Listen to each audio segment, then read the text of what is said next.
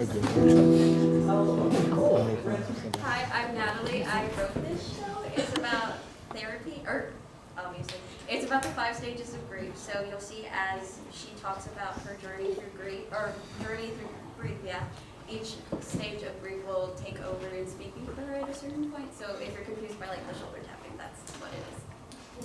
And I'm Hayden, and I'm so thankful that I got to direct this show written by Natalie. She wrote it so beautifully, and I'm so excited that you all get to watch it tonight. I'm also super proud of our whole cast for the show that you guys will get to see here in a minute. So thank you so much for coming. We hope you enjoy the show.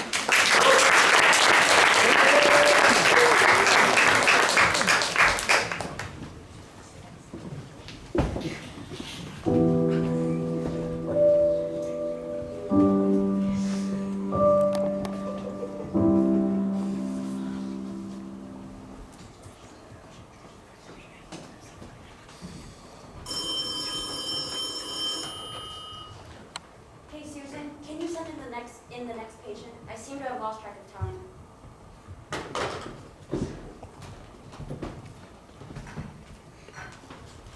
Hello there. Hi, you must be Emily. It's wonderful to meet you. Please have a seat. Make yourself comfortable.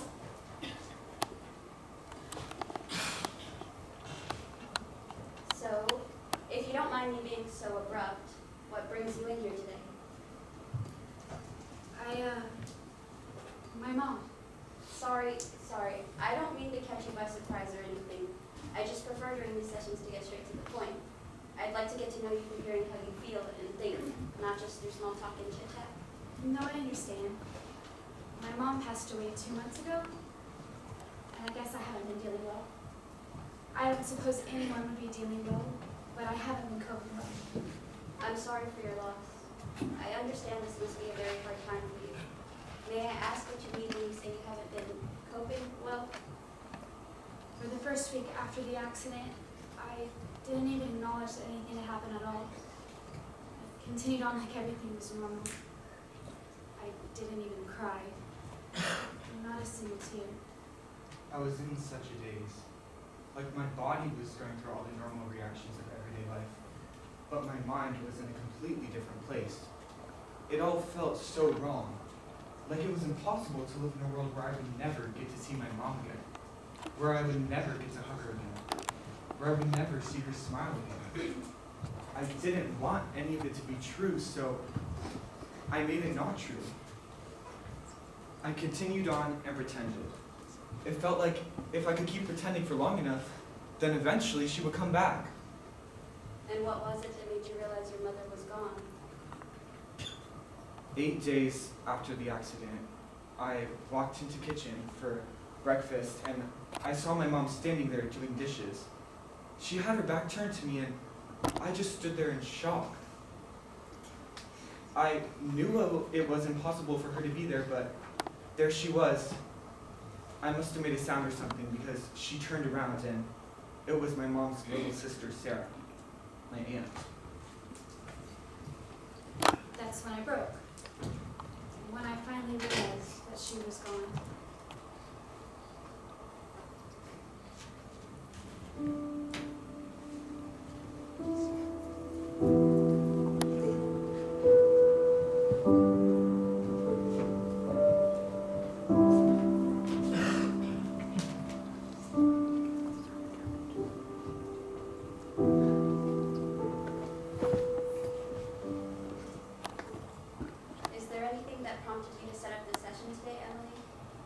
I'm here for you anytime you need me.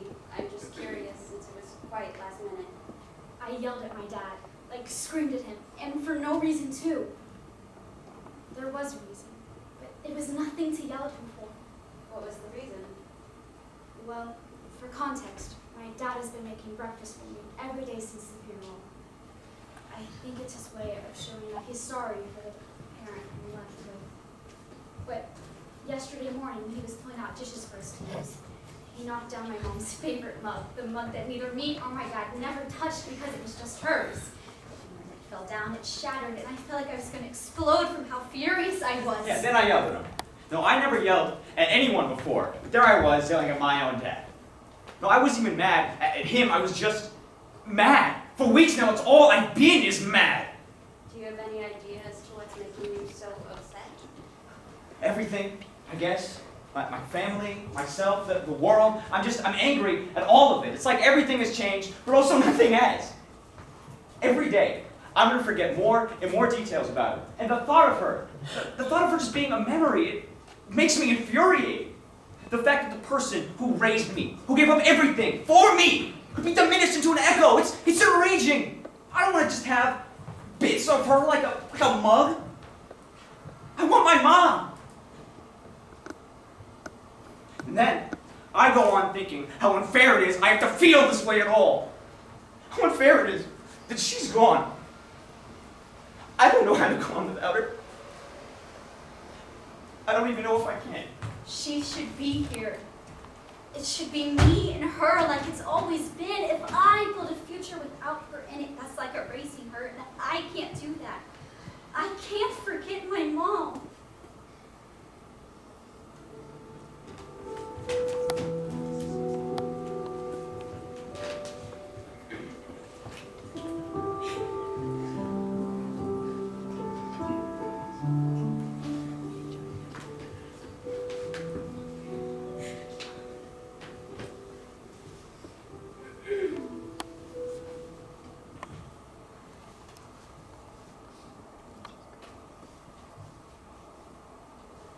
Where did you go just now, Emily? Sorry, I was thinking about that day. The day of the accident? Yeah, Do you think about that day often? I guess. I've been thinking about it more so recently. Why's that? Honestly, I'm not sure.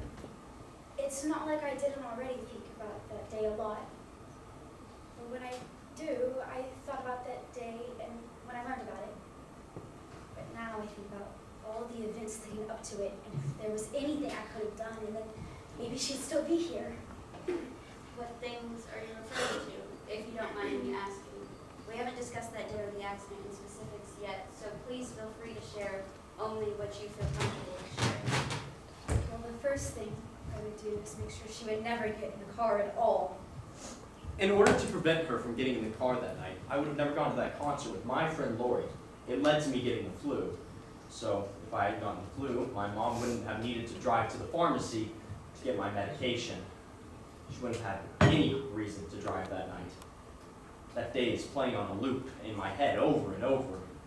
I feel like it should have been so obvious to me that she was going to get into a crash. That's hindsight, though. I've never been a very religious person, but I can't seem to stop praying. Praying to God or whoever's out there, just begging for them to give me my mom back. I say that if they give her back, I'll be a better daughter to her, or I'll be a better person, or I'll be more devoted.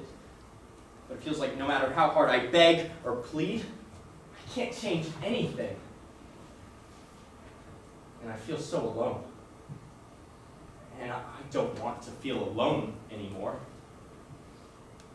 This can't be it. This can't be it. I can't change anything. No matter what I do, this is the reality I'm in. This is it.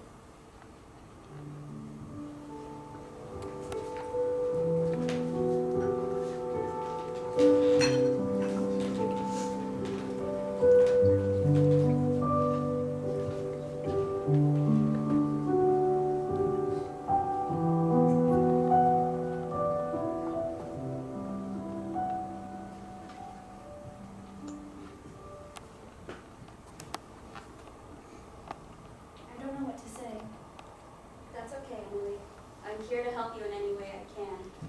However, I would like to get a sense of where you're at right now, if you don't mind.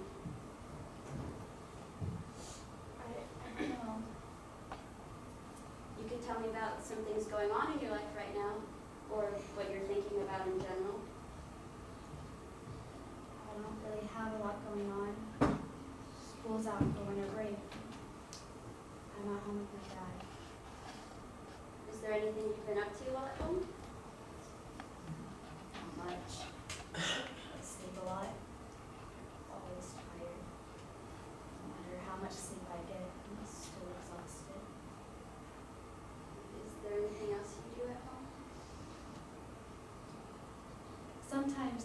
around the house. Not for any particular reason, just walk for the sake of walking. Just like a ghost, and lately wandering in search of something. It's so strange how my mom's the one gone, and yet I'm the ghost. It's like when she died, she took all the life in the world with her. Everything now is just an echo of what it used to be. And here you All my feelings now are so dull, just remnants of what they used to be. My feelings used to be so overpowering. I wanted so badly to get rid of those feelings, and now all I want is to have them back. To feel anything at all besides this hollowness in my chest.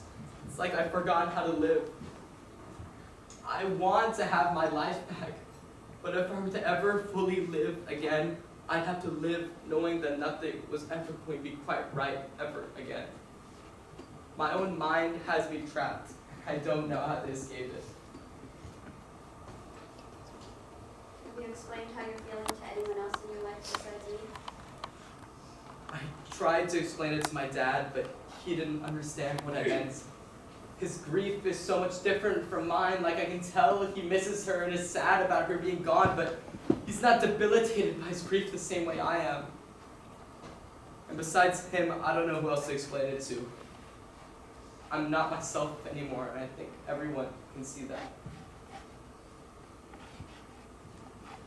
My friends tried to be there for me at first, but once they realized how long it was taking for me to move on, they all slowly faded away. I understand why they left. I mean, I wouldn't want to be around someone who's constantly miserable either.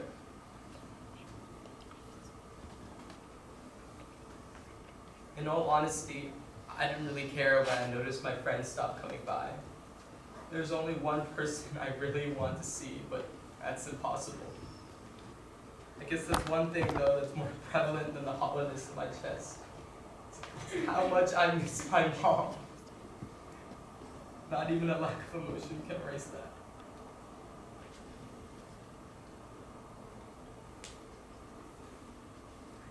I guess I lied to you when I said I didn't feel anything at all. It's nice to know there's still something I care about.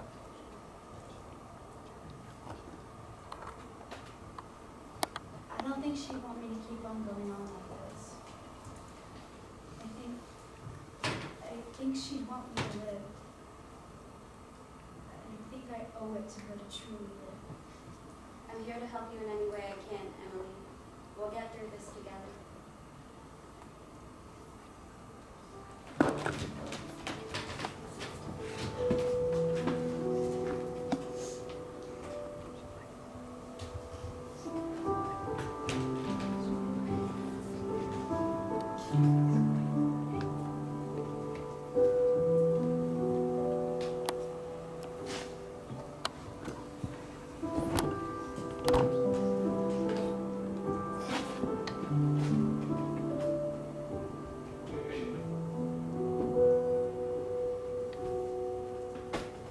So sorry, Emily. I completely lost track of time. It's okay. I hope you don't mind. Susan said I could wait in here for you. No, it's okay. Okay, good. So, how have you been?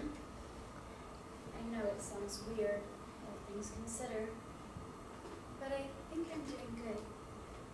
Or as good as I can be. That's really great to hear. May I ask if there's anything that's changed in your life, or that you've changed in your life that's contributing to you feeling better? Multitude of things, I suppose. Going out more, hanging out with friends more. I figured if I want to live again, I could just start acting like it. Fake it till you make it. At first it was pretty arduous, but it's not so bad anymore. It's like every day I'm going on myself.